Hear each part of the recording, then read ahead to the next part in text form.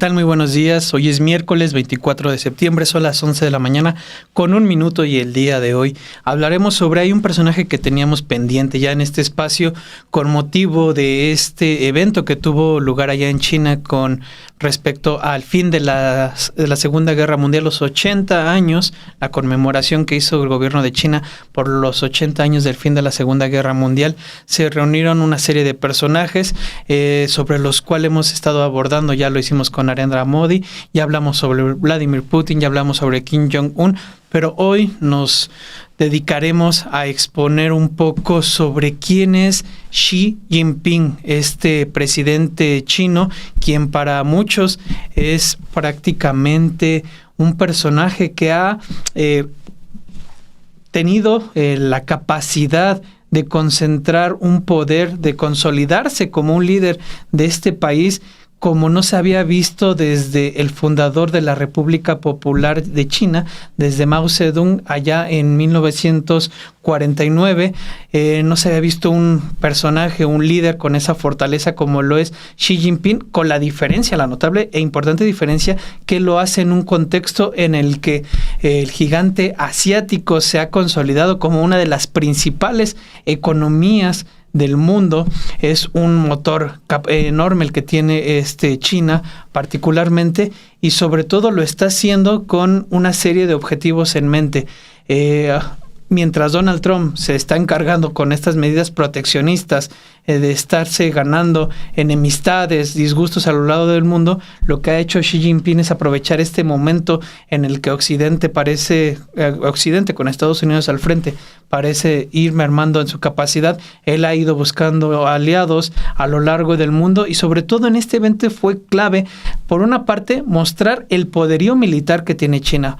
Por otro lado, los aliados que se estaba juntando con él, la capacidad también de alianzas allá en Asia, en Euroasia, todo capacidades que fue mostrando sin duda no pasaron desapercibidas. Nosotros mismos lo comentamos en este espacio, como Donald Trump de inmediato tuiteó que estaba ahí muy pendiente de esta reunión entre Xi Jinping, Vladimir Putin y Kim Jong-un, que dijo él estaban conspirando contra Estados Unidos. Bueno, hace unos días Donald Trump ya tuvo su conversación telefónica con Xi Jinping en el marco de la adquisición que quieren hacer de esta plataforma de TikTok. Xi Jinping se mostró dispuesto a ir avanzando hacia un acuerdo, que lo cual para muchos va a significar que Estados Unidos tenga que ceder en algunos otros puntos. De hecho, se prevé que se reúnan en octubre próximo, al menos así lo dio a conocer Donald Trump, y también se está hablando de una reunión allá en China en 2026. Pues bien, iremos hablando sobre este personaje, también exponiendo esta idea del sueño chino, que es un eslogan, una idea que tiene desde que asumió la presidencia en marzo de 2013, aunque el liderazgo lo empezó a tomar desde noviembre de 2012 Xi Jinping. Nada que ver con esa idea del sueño americano, una idea del sueño chino, entendiéndolo como la intención de devolver esta grandeza cultural que tiene un país como China, con una historia cultural desde hace 5,000 años. Si bien como República Popular de China apenas se constituyen en el 49, ellos quieren volver, o al menos Xi Jinping tiene esa idea de devolver ese esplendor milenario cultural a China como centro del mundo, como una parte indispensable y particularmente como una de las primeras potencias. Reitero, ahora que Estados Unidos ha estado mermando con políticas proteccionistas. Vamos a ver este primer close-up precisamente en el que ahondaremos sobre esta idea de nuevo orden mundial del sueño chino, de la nueva ruta de seda que ha estado implementando a través de una serie de obras de infraestructura, de lo que ocurrió en septiembre pasado, cuando se reunió primero con con 20 países que representan el 40% de la población mundial y el 20% del PIB mundial, y particularmente después con este desfile militar en el que mostró la capacidad de despliegue táctico que tiene este país. Vamos a ver este close-up y regresamos.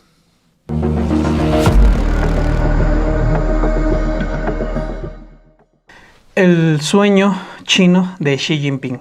En solo 3 décadas, China ha pasado de ser un país pobre y subdesarrollado a convertirse actualmente en una potencia económica global. Desde 2012, con la llegada al poder de Xi Jinping, cuya figura suele ser comparada con la de Mao Zedong, el fundador y máximo dirigente tanto del Partido Comunista de China como de la República Popular de China allá en 1949. Bueno, a partir de Xi Jinping, el gigante asiático tiene en la mira lo que Xi ha llamado el sueño chino. Nada que ver con este sueño americano ni nada de eso. Esta cuestión que él plantea es recuperar la grandeza de esa cultura y de esa tradición milenaria de más de 5,000 años de la China histórica. Ese es lo que consiste en pocas palabras, aunque también tiene detrás todo un proyecto económico. De hecho, Xi ha empleado en numerosas ocasiones el concepto de sueño chino como uno de sus objetivos, convirtiéndolo en uno de sus eslóganes de su presidencia, y de hecho esta idea ya tiene en consonancia con los planes del gran renacimiento de la nación, un proyecto que tienen establecido, del cual encontré cierta información que todo apunta a anunciarse, instalarse y volverse una realidad en 2049, precisamente en el centenario de la República Popular China, es decir, 100 años de la conformación de esta China tal y como la conocemos ahora. Ciertamente esta idea de la visión del sueño chino ha servido y ha tenido un eco como una herramienta para fomentar el nacionalismo en el país, además de ser vista como una fuente de legitimación por parte del Partido Comunista, y se enmarca además en otro gran proyecto de Xi Jinping, la nueva ruta de seda, que consiste prácticamente en proyectos de infraestructura y de vías de transporte en regiones cercanas y más distantes, con esta nueva idea de volver a recuperar esa grandeza, retomar esta ruta que en su tiempo fue la que dio este esplendor a este imperio chino. Con estos objetivos en el horizonte fue que se desarrolló a inicios de septiembre la cumbre de la Organización de Cooperación de Shanghái, que se celebró en Tianjin y se configuró como un escalón más para llegar a esta meta. En el acto vimos al presidente Xi Jinping mostrar esa capacidad de reunir a una serie de líderes mundiales que tan solo con números nos da cuenta de la magnitud. Estamos hablando que reunió a líderes de 20 países que superan en su conjunto el 40% de la población y el 20% del PIB mundiales. Ahí llegaron, por ejemplo, Narendra Modi, el primer ministro de India, de quien mi compañera Dulce Olvera hizo precisamente un close-up, el propio Vladimir Putin, que aquí también hicimos un club sobre él, y días después tuvo lugar allá en China, en el marco del 80 aniversario del fin de la Segunda Guerra Mundial, este desfile militar que fue interpretado aquí en Occidente como esta manera de mostrar el poderío chino y para muchos la instalación de este nuevo orden mundial, particularmente a partir de lo que vimos todos de Xi Jinping fotografiándose junto a Vladimir Putin y también sobre Kim Jong-un. En lo que respecta a Kim Jong-un y Narendra Modi, estamos hablando que son encuentros que tenían bastante tiempo sin tener lugar y que ahora llegan precisamente en un contexto geopolítico en el que hemos visto cómo Estados Unidos ha optado por este proteccionismo y por una guerra arancelaria hacia prácticamente todo el mundo. México hasta el momento pues de los pocos países que ha evadido esta situación, como bien lo hemos reportado aquí en Sin Embargo, pero lejos de eso ha llevado las consecuencias de este proteccionismo fuera de las fronteras mediante estas guerras comerciales, un momento en el cual ha estado aprovechando China precisamente para mostrarse como un competidor, como una opción viable ante esta cerrazón de Estados Unidos, y como lo hemos visto también la manera en la que ha amenazado y prácticamente extorsionado a sus aliados, como sucedió con la Unión Europea, que prácticamente los obligó a firmar un acuerdo o ciertas sesiones para llegar a un entendimiento entre Estados Unidos y esta región. La nación china es una gran nación que no teme a ninguna tiranía y se mantiene firme sobre sus propios pies. Fue lo que declaró Xi el 3 de septiembre durante este desfile militar. Lo hizo desde una tribuna de la puerta de Tiananmen sobre un gran retrato de Mao Zedong y vestido con un traje precisamente al estilo Mao. Posteriormente es que llegaron estas fotos de las cuales le comentábamos. Y una respuesta que no tardó nada en llegar y provino de Occidente. Por favor, saluda cordialmente a Vladimir Putin y a Kim Jong-un mientras conspiran contra los Estados Unidos de América. Es lo que todo el mundo nos dimos cuenta que publicó Donald Trump desde su red social Truth Social, evidentemente siguiendo al punto este encuentro que tuvo inicios a primeros de septiembre. Ahora bien, lo cierto es que el propio Trump podrá hablar ahora directamente con Xi Jinping, bueno, o al menos eso es lo que él dice, luego de que acordó reunirse con él en la cumbre del Grupo de Cooperación Económica Asia-Pacífico en un encuentro que tendría lugar en Corea del Sur en octubre próximo. No obstante, cuando se da el comunicado de prensa hace unos días después de la conversación que sostienen Donald Trump y Xi Jinping, Pekín no confirma, no desmiente, no dice nada sobre esta reunión que se prevé que tenga lugar en las próximas semanas.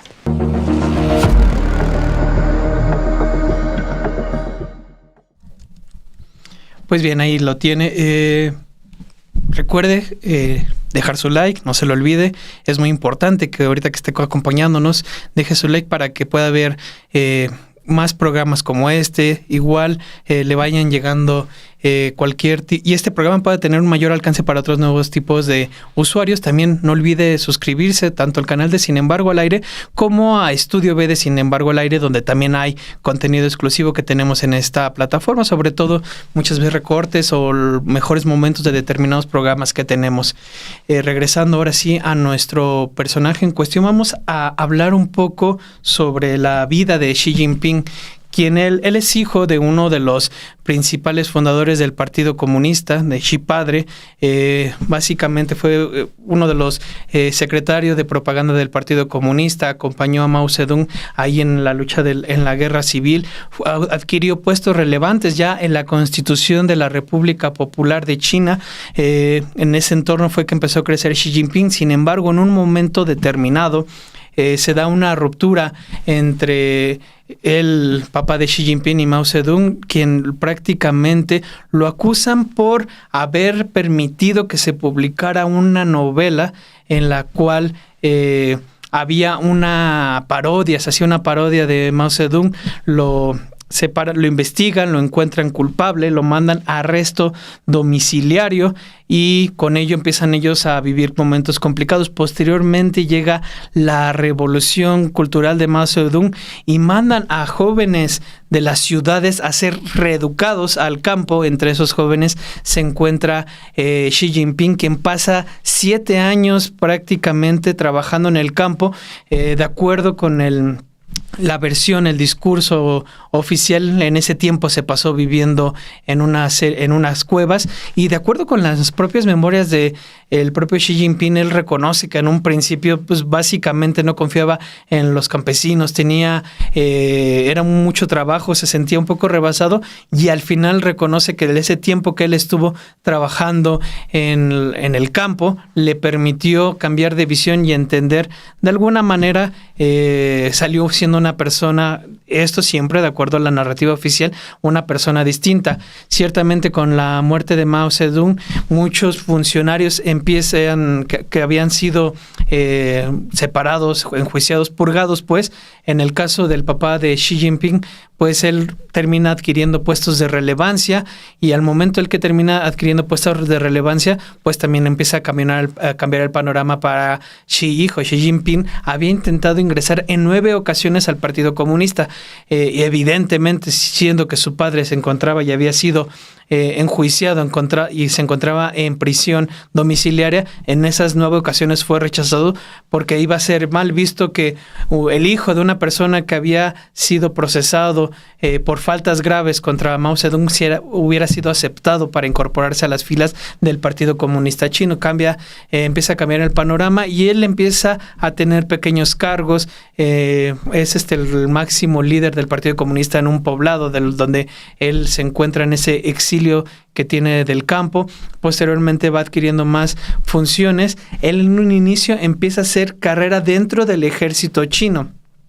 Empieza a hacer hasta que en un determinado momento se separa de él y se va, digamos, al ámbito civil, donde empieza a ascender como gobernador, digámoslo así, en distinto tipo de provincias allá en China. Particularmente con la llegada de los 2000 hay un escándalo allá en la costa de China en una parte de China donde él lo mandan, digamos, en encargo. Ahí se da un caso de corrupción que involucra a altos mandos del Partido Comunista Chino, y del cual él sale indemne. No sale entre los nombres de las personas que se habían enriquecido, que habían actuado de manera corrupta, y eso le empieza a forjar esta imagen de un líder político eficaz, que no es corrupto, que no es corruptible, y poco a poco va ascendiendo tanto en el Partido Comunista Chino como dentro de posiciones en el gobierno, hasta que finalmente en noviembre de 2012 asciende como el líder del Partido Comunista Chino, y en marzo de 2013 ya finalmente toma las riendas de China, y de ahí se empieza a dar todo este cambio en el que prácticamente recibe a un país que tenía otro tipo de lógica, en el que todavía había ciertos tipos de niveles de pobreza, y de acuerdo con lo que hemos visto, empieza a cambiar este panorama. Vemos que China empieza a tener un crecimiento distinto, un mayor desarrollo tecnológico, un mayor desarrollo militar, hasta lo que vemos ahora. Ciertamente, en todos esos momentos, pues también ha habido denuncias en lo que respecta a abusos de derechos humanos, particularmente en cuestión de cómo se han manifestado su gobierno persiguiendo a minorías étnicas. Esas son cuestiones que tampoco se pueden pasar desapercibidas y que también pesan sobre Xi Jinping, y en general sobre el gobierno chino, que tiene otra estructura muy diferente a la que nosotros entendemos. Ahí en este Club Soul vamos a entender y comentar cómo Xi Jinping no puede ser entendido sin la existencia del Partido Comunista Chino. La propia República Popular China no puede ser entendido sin este aparato que representa el Partido Comunista Chino, en el cual él se ha encargado con el tiempo ir limpiándolo, colocando a personas en posiciones clave, de tal forma que observadores en distintos países de Asia que dan seguimiento, igual en Occidente, han dado cuenta cómo en un principio él prácticamente concentró todo el poder, tenía reuniones constantes en determinados tiempos, y han visto cómo en los últimos años ha parecido ir delegando en personas que él colocó en puestos clave distinto tipo de funciones, y lo cual le ha permitido tal vez ir cediendo un poco. Hay reuniones ya de Estado que son cada vez más pausadas y demás. Todo esto viéndolo como ya una manera en la que, una vez que está consolidado su poder en el Partido Comunista Chino, ha podido dejar personas clave en él e ir poco a poco delegando funciones. Pero bueno, vayamos a ver en este close-up precisamente infancia de Xi Jinping, la caída en desgracia de su padre, su exilio en el campo, y particularmente cómo va ascendiendo en las esferas de poder.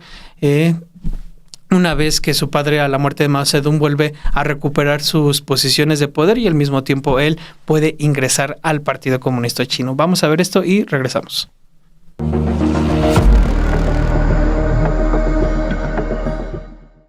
Un príncipe a contramarea.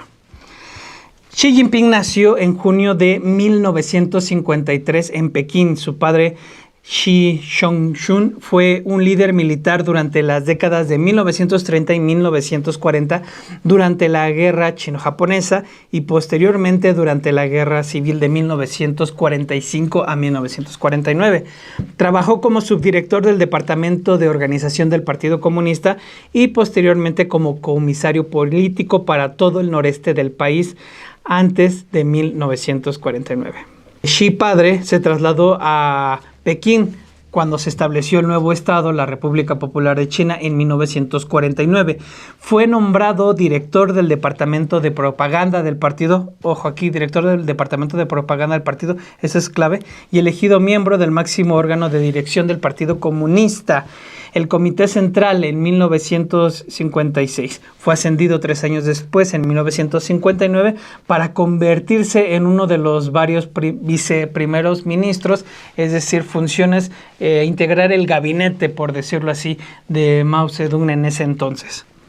El periodista Kerry Brown relata en una biografía, un libro para entender, prácticamente para quienes somos principiantes en este tema, de la vida de Xi Jinping y el contexto histórico en el que él crece y asciende dentro de la política de China. El libro se llama Xi, A Study in Power. Ahí da cuenta cómo prácticamente todo marchaba bien sin ningún problema con este Xi padre, hasta que llega un momento en que Mao Zedong se ve envuelto en varias discusiones con sus colegas de gobierno, incluidos entre ellos Xi padre, y quien en ese momento, en ese contexto, es acusado por el jefe de policía de Mao Zedong de haber permitido la publicación de una novela que hacía una sátira a partir de Mao Zedong. Xi padre es investigado, destituido de sus cargos y puesto bajo arresto domiciliario. En ese sentido, escribe Kerry Brown: el impacto de esto en Xi Jinping, es decir, el que su padre haya sido prácticamente investigado, exiliado y sometido a un arresto domiciliario, dice, el impacto de esto en Xi Jinping, que entonces tenía 9 años, y sus 2 hermanos y 2 hermanas fue enorme. Casi de inmediato pasaron de ser los hijos mimados de un poderoso líder central a un hogar con un destino profundamente incierto. La única fuente de estabilidad era Cui Xin, su madre, quien continuaba trabajando en la escuela central del partido, pero la incertidumbre se agravó particularmente para Xi Jinping con el inicio de la Revolución Cultural en mayo de 1966, la gran revolución del proletariado cultural de Mao Zedong. En diciembre de 1968, Mao Zedong emitió un edicto en el cual ordenó que los jóvenes educados de las ciudades debían ir al campo para ser reeducados por los campesinos. Fue así que Xi Jinping permaneció en un largo exilio rural hasta 1975. Estuvo prácticamente 7 años allá, en los campos de China. En ese tiempo intentó en 9 ocasiones unirse al Partido Comunista. Evidentemente el tema de que su padre, en ese momento ex líder del Partido Comunista, en prisión domiciliaria y todo el descrédito que eso conllevaba, llevó a que fuera rechazado en esas ocasiones. La época de Xi en la China rural se presenta en la actual propaganda de ese país como una muestra de sus auténticos vínculos con el campo. A diferencia de líderes anteriores cuyas carreras y vidas se arraigaron en contextos más urbanos, la profundidad y amplitud de la experiencia vivida de Xi en la China rural se considera única e importante. Esta fue la época en la que, según los relatos, trabajó como criador de cerdo y vivió en una cueva durante este tiempo. Eso es lo que narra Kerry Brown y que también es reproducido en distintos reportes que dan cuenta de esto, particularmente el que vivió durante un tiempo en una cueva al ir a trabajar a los campos de esta China rural. Xi escribió sobre su vida inicial en este exilio en estos términos. En su libro Hijo de la Tierra Amarilla. Dice: cuando llegué por primera vez a la Tierra Amarilla a los 15 años estaba perplejo y perdido. Las circunstancias me obligaron a ir al campo cuando era muy joven. No presté atención a la cuestión de la unidad porque no planeaba quedarme mucho tiempo. Todos los días otros iban a trabajar a la montaña, pero yo era muy informal con el trabajo. La gente no me causó una buena impresión. Regresé a Pekín después de unos meses y luego me enviaron a la antigua base revolucionaria en la montaña Taihang. Prosigue en este relato. Cuando me fui a los 22 años había establecido, cuando se fue, es decir, cuando sale de este campo, cuando deja el campo, había establecido firmemente el propósito de mi vida y estaba lleno de confianza. Como servidor del pueblo, mis raíces están en la meseta del norte de Shaanxi, porque me inculcó una firme convicción, hacer cosas prácticas por el pueblo. La experiencia, en sus propias palabras, fortaleció mi confianza en mí mismo. Como dice el dicho, el cuchillo se afila en la piedra de afilar y un hombre se hace con dificultades. Es un momento que él reconoce complicado y el cual lo fue formando en esta imagen que todos conocemos. Xi finalmente pudo unirse al Partido Comunista en 1974, lo que a su vez le permitió ocupar un primer cargo administrativo local. Se convirtió en el jefe del partido en una pequeña aldea con el consentimiento de los aldeanos. Después y luego de 3 años de estudios universitarios, la situación familiar de Xi cambió. Una foto de alrededor de 1977 lo muestra ya caminando detrás de su padre, quien recientemente había sido liberado de su arresto domiciliario a la muerte de Mao Zedong. Xi padre fue uno de los muchos casos que fueron revisados tras la muerte de Mao y el fin de la revolución cultural. Rápidamente fue restituido en puestos importantes. El más significativo históricamente fue el del primer secretario de partido en la provincia de Guangdong, donde sirvió hasta 1979, hasta la década de 1980. Xi hijo trabajó inicialmente en el ejército. De hecho, se habla mucho de que si él hubiera continuado por esa ruta, indudablemente hubiera tenido un puesto clave actualmente en el ejército chino. Precisamente un cambio importante es que Xi, hijo, decide trasladarse al ámbito civil de gobierno. Se muda al condado de Shanding en la provincia de Hebei, a unos 240 kilómetros de Pekín. Desde allí, en 1985, se trasladará a Fujian, la enorme y dinámica provincia costera frente a Taiwán, que va a ser su lugar hasta 2002 y en donde se destapa un enorme caso de corrupción que prácticamente mancha a distintos funcionarios, no así a Xi Jinping. Él queda prácticamente sin ser mencionado en estas redes de corrupción. Es el único de los pocos que no están involucrados en toda esta trama y le permite ir construyendo precisamente esta imagen de hombre contra la corrupción, de hombre correcto o al menos sin mancha en cuanto a este tipo de delito. De hecho, Carrie Brown recupera a partir de distintos testimonios una versión de por qué ocurre esto. Dice que su madre, esta Qixin, convocó a su familia en algún momento de esta década de 2000, supongo que es cuando ya se sabía, o se tenía informes de qué es lo que ocurría, y les ordenó mantener límites firmes entre sus intereses privados y su vida pública. Prácticamente les pidió mantenerse al margen de todos estos escándalos de corrupción, de acuerdo con esta versión que reconstruye Carrie Brown a partir de distintos testimonios.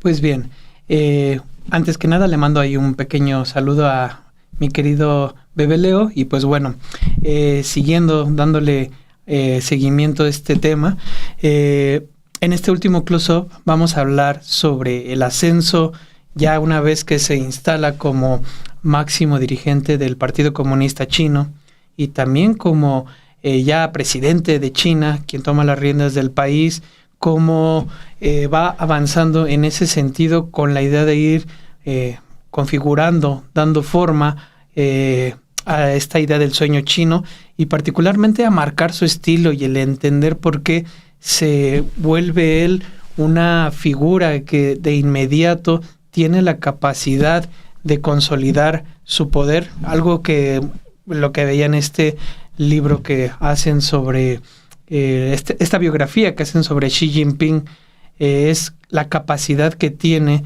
en muy poco tiempo de ir tomando, concentrando el poder en mismo, algo que no se veía desde Mao Zedong. Él lo logra Y recordemos que él, a partir de una reforma que se hace en 2018, tiene la capacidad de estarse reeligiendo indefinidamente. Este tercer mandato que él tiene inició en 2022, finaliza en 2027. De ahí podría seguirse reeligiendo indefinidamente mientras él tenga todas estas capacidades, y para mucho él lo va a seguir haciendo, porque como le comentaba, él tiene controlado el Partido Comunista Chino. En sus máximas posiciones lo tiene a personas que le son totalmente afines. Entonces lo previsible es que él quiere llegar a 2049, que es cuando se cumple el centenario de la República Popular China, ya instalado en un nuevo orden mundial como potencia ya China, y particularmente ya ha cumplido este sueño chino. ¿Qué hay de obstáculos hacia adelante? Bueno, un primer obstáculo que se le tocó vivir a él, evidentemente, fue el tema de la pandemia, donde se desploma la economía china, sobre todo con esta política de cero COVID en el que prácticamente cerraron todo. Eso evidentemente fue un primer golpe. Ya una vez que la economía se fue recuperando, ahora estamos ante una nueva lógica en cuestión a las relaciones comerciales, particularmente con lo que ha establecido Donald Trump a su llegada, colocando aranceles a diestra y siniestra, una situación que ha buscado capitalizar China. Pero también hay otra situación, que es el tema de, sí, China concentra, por ejemplo, la tecnología de estos paneles solares, por una parte. También el tema de vehículos eléctricos, ese es un tema que está dominando, y el tema de las baterías. Sin embargo, leyendo lo que se está sucediendo, es que al haber tanta competencia, ellos empiezan a involucionar, que es el término que mencionan, y empiezan a bajar tanto los costos de sus productos, y siendo la China, que no es una economía que se mantenga por el consumo, sino por todo ese tipo de tecnología y demás, tienen el temor de un impacto ciertamente en la economía china por los bajos costos de ese tipo de tecnologías, y particularmente porque los excedentes que ellos tienen los venden hacia afuera a precios prácticamente que llevan a otro tipo de economías a ir cerrando, a colocar aranceles, a ir cerrando esta posibilidad, porque simple y sencillamente no pueden competir con estos precios, lo cual ha llevado al gobierno de Xi Jinping en un primer momento a ir con las empresas para que vayan controlando esta cuestión de involución en relación a los precios. Para Occidente esto es uno de los principales obstáculos que tienen con esta idea de llegar a 2049 convertido como la primera potencia. Sin duda es un área de oportunidad Donald Trump, y sobre todo acercándose a líderes globales, sobre todo que son rechazados por Occidente. El caso de Narendra Modi es muy significativo. Donald Trump prácticamente lo maltrata, y lo que termina haciendo Narendra es reunirse con Xi Jinping. Después de 2018 era la última vez que se habían reunido, se vuelven a reunir, y para muchos esa es la oportunidad que ha tomado. Ciertamente están estos riesgos internos que tiene que enfrentar, aun cuando ellos traten de controlar allí el mercado interno, y pues son cuestiones que tienen que ir enfrentando hacia adelante, porque lo que dicen es, puede intervenir en un primer momento China, sin embargo a futuro va a seguir existiendo esta situación que tendrán que ir atendiendo o ver cómo van a tener que resolver. Pues bien, vayamos precisamente a este último close-up en el que ya tenemos a Xi Jinping dentro del poder y precisamente enfrentando estos obstáculos, y también cómo entenderlo, entender el personaje, porque puede ser una manera, ejemplifica la manera en la que se ha constituido China, siendo él alguien que creció en la China de Mao Zedong y que hoy tiene el poder. Es un personaje que personifica, valga la redundancia, lo que significa las distintas revoluciones, la revolución que ha tenido a partir desde el 49 a la fecha. Es prácticamente un muy buen ejemplo Xi Jinping de lo que ha sucedido en todo este tiempo. Así que vamos a ver este último close-up y regresamos.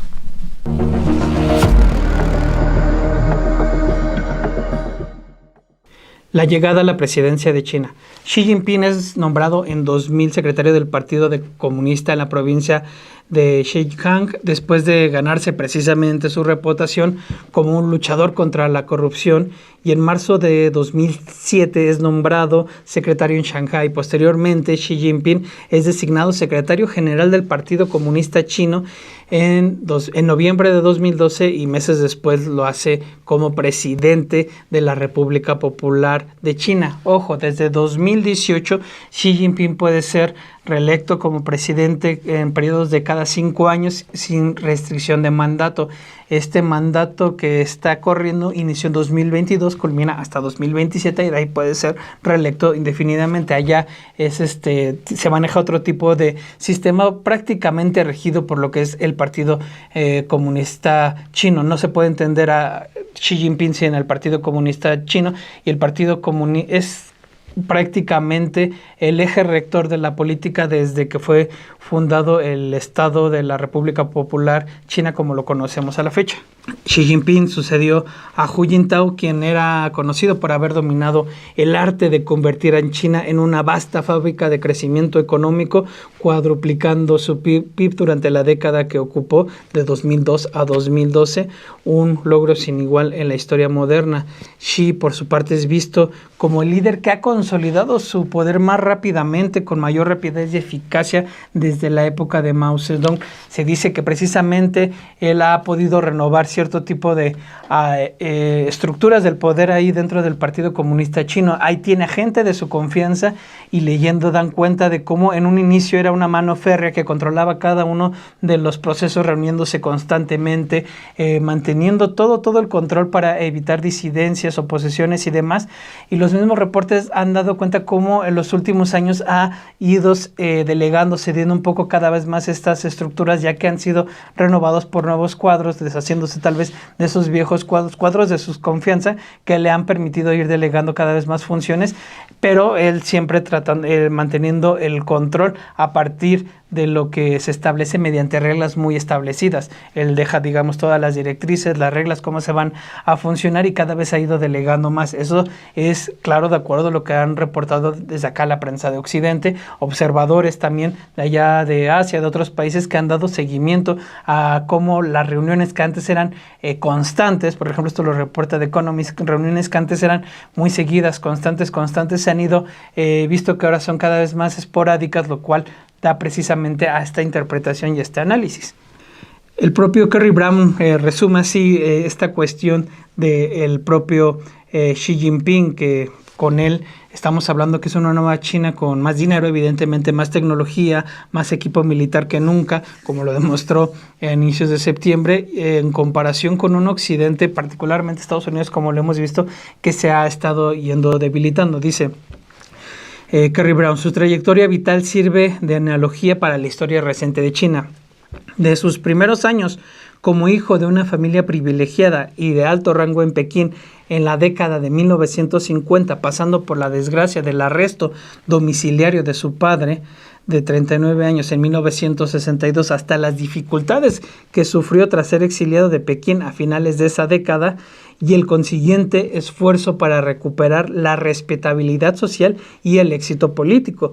Al igual que los del propio país, esta es una historia de renacimiento, de superación, de duros desafíos y condiciones que culminó en un lugar de reivindicación. Xi es en muchos sentidos el hombre común de la China moderna, alguien que persistió aprendiendo a cada paso del camino mientras continuaba su carrera, impulsando por un sentido interior de misión y destino. Esa, al menos, es la versión oficial de lo que se ha ido construyendo a partir de esta narrativa china, y evidentemente también desde Occidente, se ve como esta figura cada vez ha ido retomando más poder, como lo hemos visto precisamente en estas muestras que existen, como hemos visto el poderío económico que tiene el país. Hoy mismo que grabamos este programa, precisamente daba cuenta de New York Times en ese sentido, cómo este poderío económico, esta capacidad de producir se ve interpretada en cómo ellos concentran, por ejemplo, el mercado de calentadores, de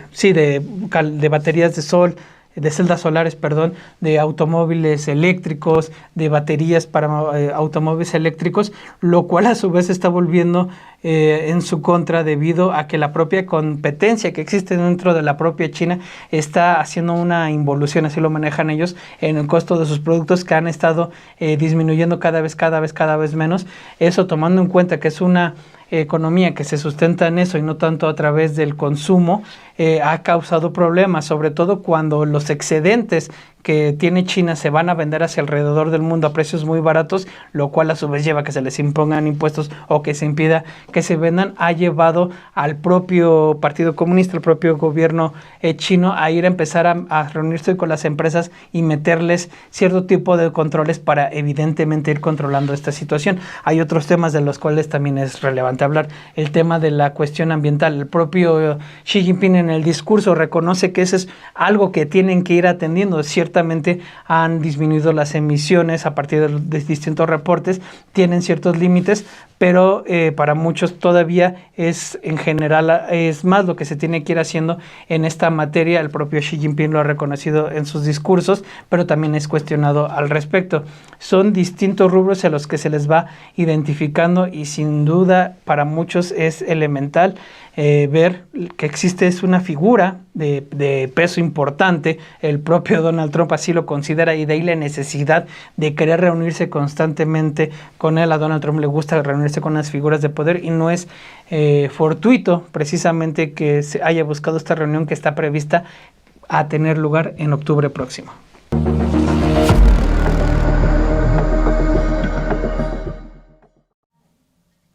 Pues bien, estamos llegando al fin de este close-up. Les recuerdo, si no ha dejado su like, por favor déjelo. Igual si no se ha suscrito, suscríbase, realmente no tiene ningún costo y va a poder recibir más notificaciones sobre los distintos programas que tenemos. También lo invito a que se suscriba a nuestro estudio B de Sin embargo al aire. De antemano pues le agradezco mucho que me haya acompañado en este programa. Muchas gracias a los que dejaron su like, a cada uno de ustedes que nos acompañaron en este programa y pues dentro de 8 días estaremos aquí en este espacio hablando sobre otro personaje. Muchas gracias.